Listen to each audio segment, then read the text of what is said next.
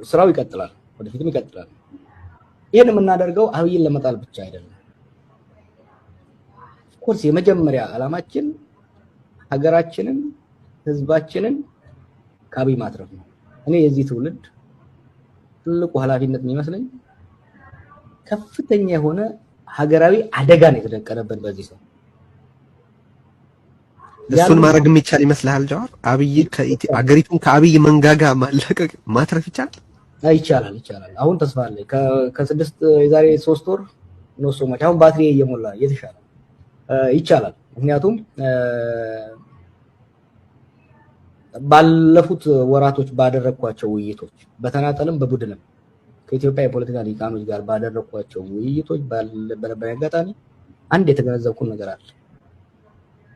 የኛ የፖለቲካ አመራር ባለፉት 7 ዓመት ቀውሶች አስበነው ገምተነው ማናቀው ስለሆነ ከፍተኛ የሆነ የስነ ልቦና ስብራት በሁሉም ውስጥ ከቷል። ሁሉም ምን አይነት አደጋ እንደመጣብን ተገንዝቧል።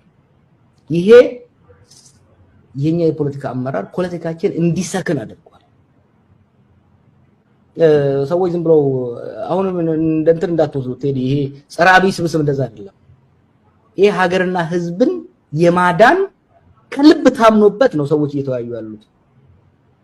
በተለያዩ ስብስቦች በተለያዩ ውይይቶች ውስጥ በሚዲያ የሚቀርቡ ብቻ ሳይሆን በግልም በተለያዩ ስታየው ከተለያየ ጽንፍ ላይ ናቸው የምትላቸው ሰዎች ሳክነው ነው ያገኘዋቸው። አሁን ሰሜን አሜሪካም ሲሄድ በአውሮፓም አገር ቤት ካሉ ጋር ሲወያይ ጫካ ነፍጥ ይዘው ያሉ ኮማንደሮችን ሳወያያቸው በኢትዮጵያ አይቼ ማላቀው የፖለቲካ ስክነት እና ብስለት ነው እየታየኛለው።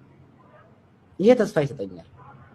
የዛሬ 6 ወር በተጠየቀ ኖሮ የዛን ያህል ተስፋ አልነበረኝም። አሁን ተስፋዬ ከፍ ያለ ነው።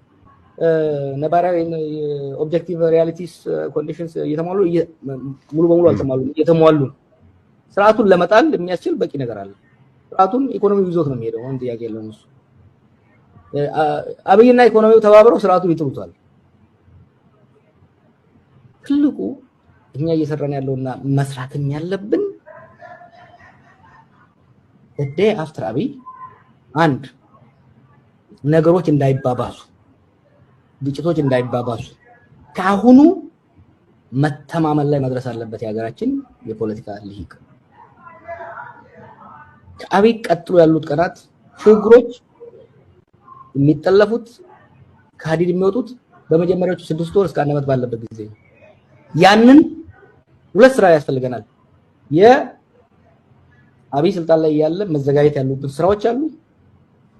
ከአብይ ቀጥሎ በማግስቱ ትግል እንዳይጠለፍ፣ ከተጠለፈም አምባገነን አለ የሚወጣው፣ አናርኪ ውስጥ የምንወጣው መጥፎ ነገር ውስጥ ስለምንገባ ህዝቡም አሁን ህዝቡም እየጠበቀ ያለው ከዛ በኋላ ምን ውስጥ እንገባለን የሚል ፍራቻ ስለሆነ ያን ፍራቻ ሊያረጋግጥ የሚችል ኮንፊደንስ ሊሰጥ የሚችል ለማህበረሰባችን ትብብር፣ ስምምነት እና ሮድማፕ ማዘጋጀት ያስፈልጋል። እሱ ተጀምሯል።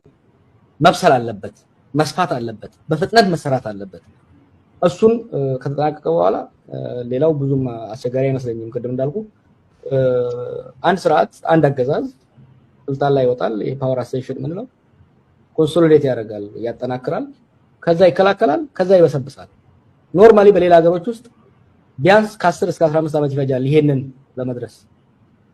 አብይ በፍጥነት ስለሰራው ፓወር አሴንደንስ ቱ ዲኬይ ውስጥ የገባው በ7 ዓመት ውስጥ ነው። የስርዓት መበስበስ ፈጥሯል። ኢህአዴጎች እኮ ይሄን ተገንዝበው ነበር።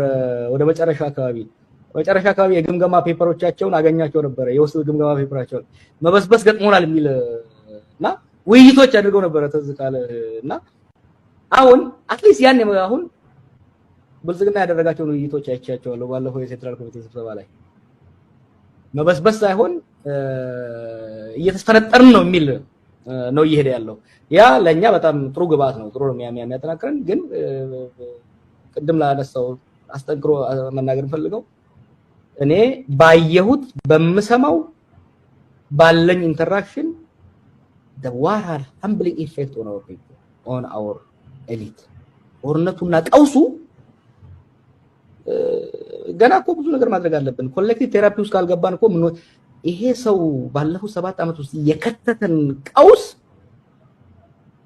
አይዶን የኢትዮጵያ ማንም የኢትዮጵያ ተንታኝ ይሄ ይመጣል ብሎ ኢን ሂዝ ዋይልደስት ድሪም አስቦት የሚያውቀው አይመስለኝም።